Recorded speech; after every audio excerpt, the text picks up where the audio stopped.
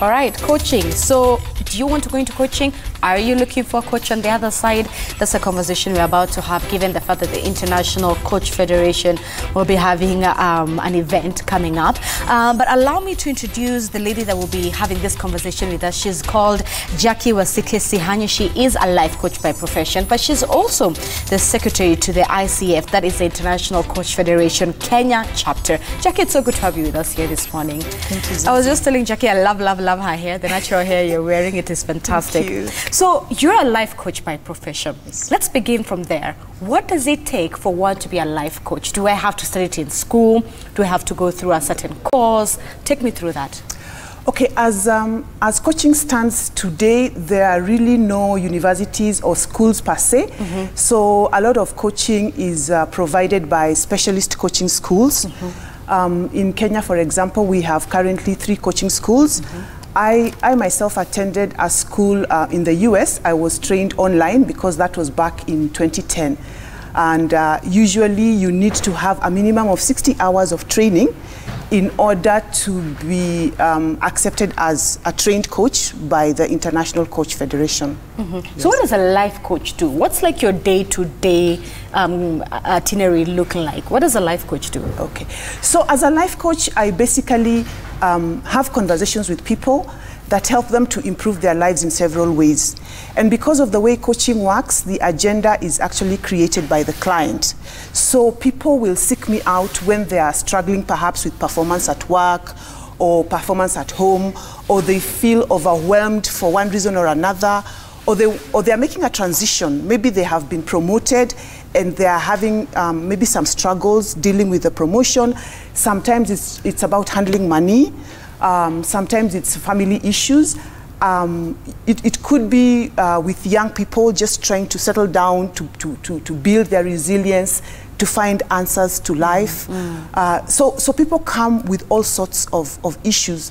And as you can imagine, because it's a life coach, I mean, you can imagine any issue that affects life. It's an issue that a life coach might deal with. Then from the example you've given me, then one would ask, what's the difference between a life coach and a psychologist who I can also go to and talk to about my issues at work, my marriage, my business, and so forth? Yeah, that's a very common question. A psychologist is a medical person, really, a psychologist or a therapist or a counselor. And one of, maybe 2 of the main differences between counseling or therapy and coaching is that one, counseling is a medical model. So the counselor is treating a mental condition. Mm-hmm. And counseling usually looks at the past and the present. So helping a patient to overcome something from the past so that they become more effective at handling their lives or living today. A coach, on the other hand, is rooted in the present and looking forward.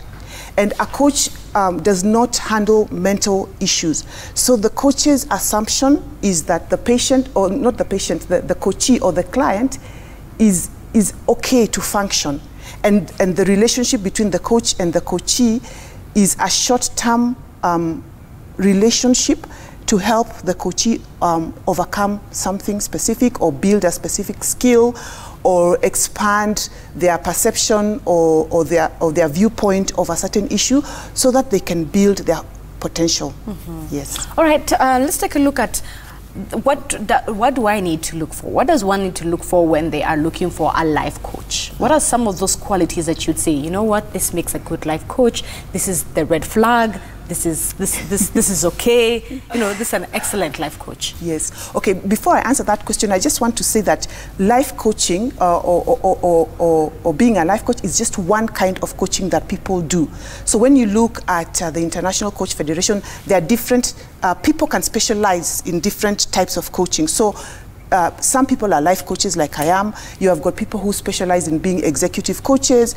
You have people who might be, you know, like what they call wellness coaches. You can even have spiritual coaches. So basically, I think when I answer the question, it really applies to whatever kind of coach, professional coach it is that you're looking at.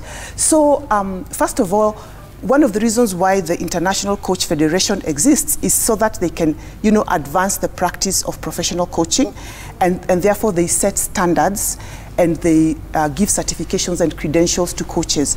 So I would say that one of the first things that one would need to check is to see what kind of training does this person have. And if you look at the ICF Kenya chapter website, there is a listing of coaches. And what this says to you as a client is that I can vouch for, I can trust that this coach has got proper training. I can trust that this coach subscribes to a code of ethics. I can vouch to the fact that this coach is going to follow certain specific coaching competencies, and therefore is going to help me achieve the results that I want to achieve. So I would say that that is one of the first things. But coaching is also very much a personal relationship, in the sense that it's really important for you to be able to connect with your coach. And so we advise that it is good to have, you know, some introductory sessions with your coach or with your potential coach, and just have a conversation with them, and, you know, explain to them what you're looking for, and just assess, you know, the energy between the two of you. And if you feel that the energy vibes are good, if you feel connected to the person, then you can go ahead and sign a coaching contract with the person. And I believe that that also allows clients to understand that they can choose who they want to coach them. Yeah. And there's something that you've mentioned. There are types of coaches. You said executive, there's a spiritual coach, there are wellness coach as well. Talk to me more about that. The types of coaches. Yes. Okay. The thing is that as a coach, you tend to find that either you attract certain kinds of clients, or you're more interested in certain kinds of clients, or you're more interested in maybe resolving certain kinds of issues, or you have a specific approach that you use. And so as a result of this, then there are certain separations. And this is what I mean when I say that there are different kinds of coaches. So as a life coach, one would be sort of dealing with life issues globally, but then they can still maybe specialize, because you might find that somebody might specialize in working with maybe women leaders, because you feel that you have got something special that you can offer to them. Then executive coaches tend to focus on helping people to perform at the workplace. So these are the people who tend to go into corporates, work with managers, or work with employees to help them develop perhaps special or specific performance skill sets. You may have coaches who are just focusing on well-being. So you might have, for example, somebody who is interested in nutrition and physical well-being, focusing on that. So if you feel that you have got certain issues, perhaps you're always going on diet and it doesn't work, then you could work with a coach who can help you understand maybe what are you doing wrong, or how can you do things differently. So that's what I mean when I say that there are different kinds of coaches. Right. Yeah. Lastly, I would like for you to really emphasize for me the credentials that you talked about. You said 60 hours. What other credentials does one need to be considered a life coach by ICF? Okay, so the ICF requires that you have at least 60 hours of coach-specific training. And the ICF actually gives, certifies training packages or training curriculum, and therefore there are schools that are certified by the ICF, so that's the starting point. You also need to have a certain number of hours of what we call mentor coaching. So after you have been trained as a coach, when you start practicing, you need to keep going back and reviewing or renewing your skills. So on top of that, then they look at how long have you been training. So if you have had a minimum of 100 coaching hours, then you get the first credential, which is the associate coach credential. The 100 hours is includes 75 hours paid coaching, and then maybe about 25 hours pro bono or free coaching. And the reason why you have to have paid hours is because coaching is a profession. So if it is a profession, then you need to have a standard that allows people, or that gives people confidence to pay you for it. Then the next level is PCC, or Professional Certified Coach. And at this level, you need to have, I think it's 500 hours of coaching. So you can see that it really recognizes experience, but at the same time, every time you go to renew your credential, you have to demonstrate that you have been having a certain number of continuous coach education. So For example, if you have the first credential ACC, when you go to renew, which you have to do every 3 years, you need to have had at least 40 hours continuous coach education. All right, so the International Coaching Week began yesterday, yes, April 29th. Yes. What is the objective of the International Coaching Week? Okay, so the thing is, the International Coach Federation believes, and we coaches, we believe that coaching has the power to transform lives.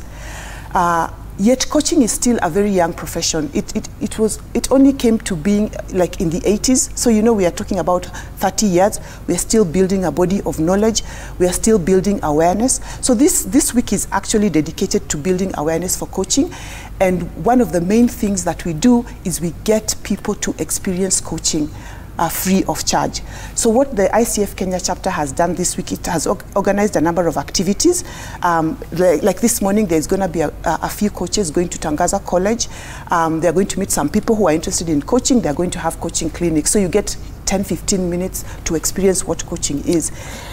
We also have what we call a guru session this evening. So we are going to have a master certified coach speaking to coaches about building coaching, building your coaching practice. We have a forum tomorrow at Strathmore Business School, which is for HR practitioners or anybody who is interested in coaching, and we'll be talking about coaching for performance. All right, thank you so much, Jackie.